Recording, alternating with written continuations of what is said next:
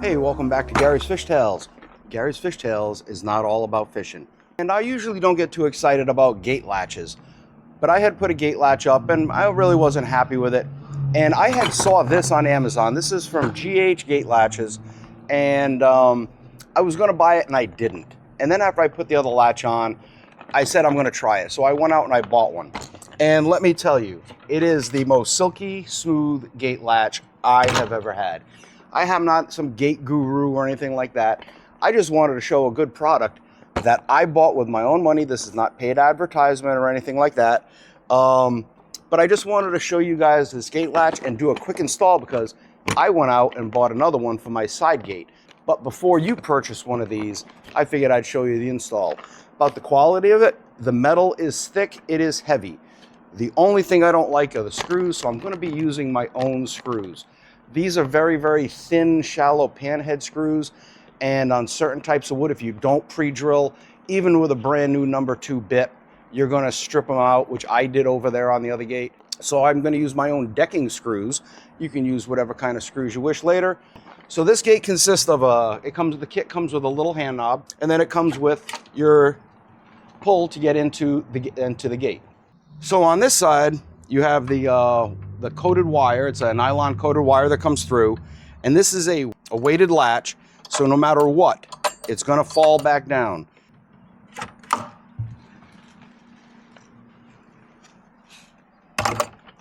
Very silky smooth. For tools installing this, you will need a 5/8 inch wood bit, a pair of lineman's pliers or cutters or something to crimp. The drill bit of your choice, depending on the screws you use. You might need a marking pen. I did mine by eyeball. So the first thing we need to do is make sure our gate is configured where we can use this striker. So the latch goes on the post, and then this will go on the gate. If I have the latch right on the edge, I have plenty of room, okay? Some gates may have a bigger gap right here. If you do, you may have to put a board or shim this for your striker to hit. For temporary, I had a little cheap latch right here, and I'm actually gonna use the same holes. Second step is you can put this against there, take a pen, try to mark it, or just take a screw, and in the center of this slot, you can make a mark in the wood,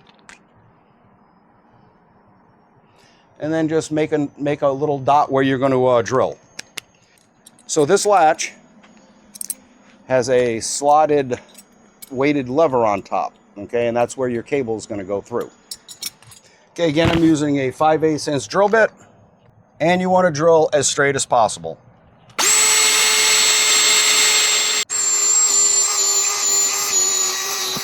Okay, so after you drilled your hole, take your tube, and you're just going to unthread the knob side, okay? And this is a nice knob. It's got a spring in it for return.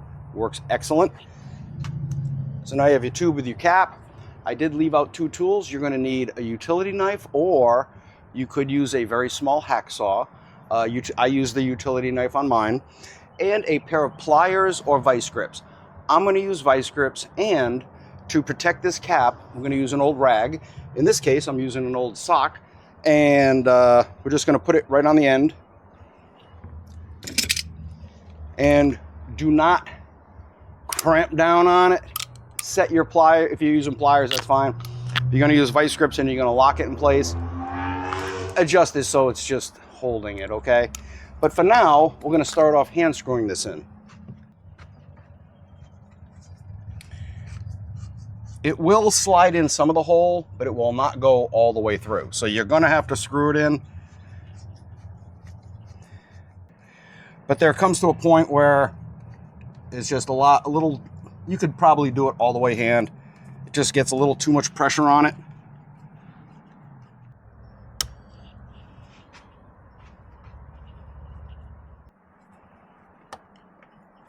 And it is faster.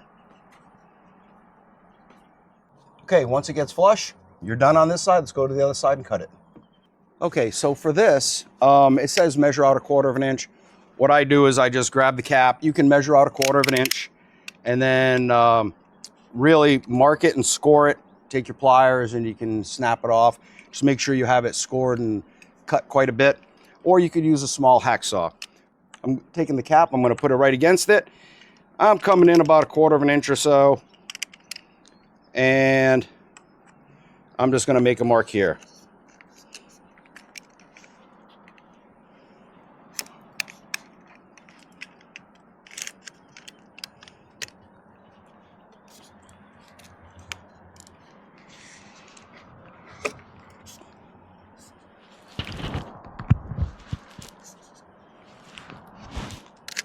Okay, I've got it cut and scored pretty good.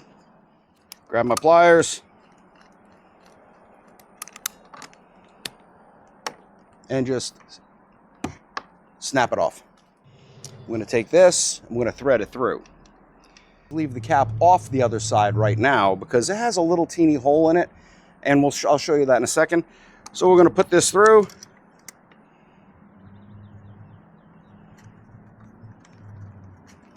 And these only get screwed down hand tight. Okay, so that's done. Springs in there, everything works fine. Okay, we're going to come back onto this side. You got a little teeny hole there. Now, with the cap in your hand, it's going to be easy to thread that through and then screw it on. Your knob is now pretty much done. Okay, now as I said, I am going to use my decking screws for this. I'm not going to use the original screws. This is the decking screws, and it has a Torx bit. So make sure your latch is all good to go. So you should be able to see it open and close. Now on the bright side here, I have my 4 original holes from the small latch I had on before, which do line up exactly with this one.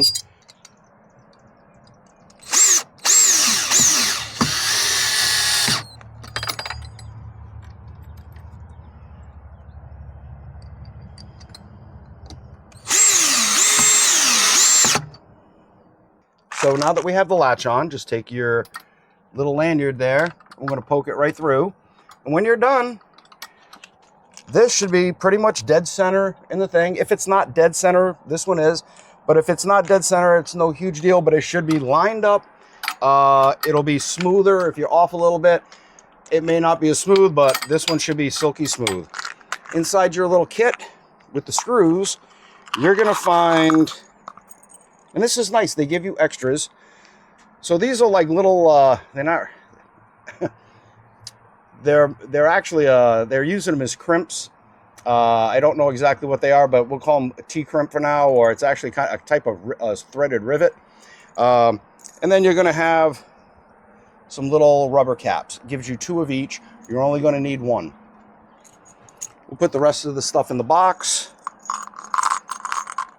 And you can save the box and the hardware for something else. Now is when you're going to need either a pair of dikes or lineman's pliers or something with cutters. You can try to squeeze this, but it's just easier with the cutters.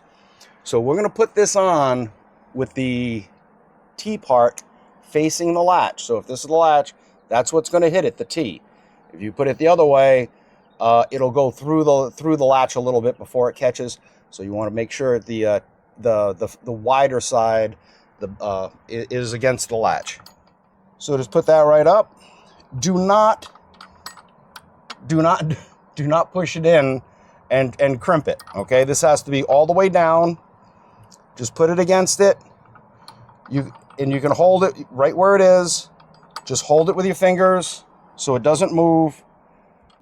Just enough till it collapses on itself. The inside is threaded. Little ways away, just about 1/8 of an inch or so. I think the directions say 1/4 of an inch, but this isn't big enough to cover the whole thing if you were to go 1/4 inch. So like 1/8 inch away, just so there's a little tag end on it. Give it a good cut. This is coated wire, so it is a little hard to cut through. So these lineman's pliers or dikes will work really good. Take your little rubber cap and slip it over. Now the only thing I have not tested or know the longevity of is that little rubber cap. It comes with 2. If I find that this is fallen off or I lost it or something, the other one, I'll put a drop of crazy glue on it and then put it on and it won't fall off again. Now you can see when this comes down, it's all the way down, and I can even do this. It doesn't move anything. That's the correct setting. Okay, last but not least is to put your little latch on, or your striker. Again, I'm going to be using my screws, not the ones that came through. Now, the only thing I'm not fond of, is this striker is slotted.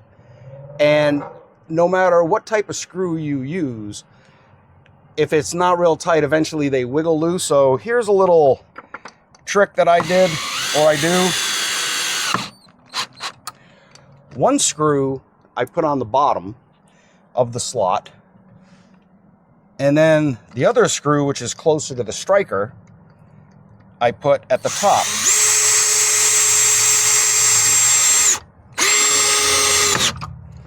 Okay, because usually when you open a gate, you're always, when you do this, you're grabbing this and you're pushing down.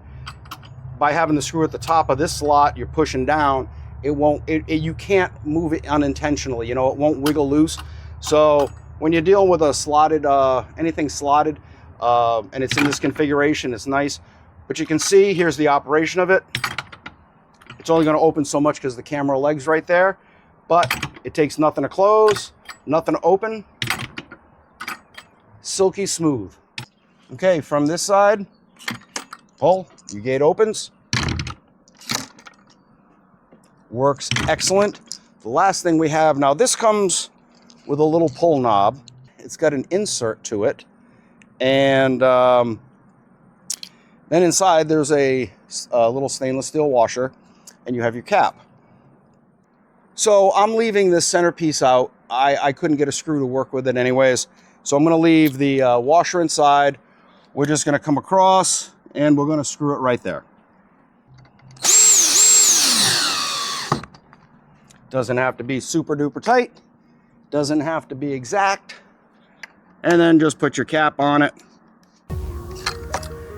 So now you don't have to reach up here. You just pull your knob and that's it.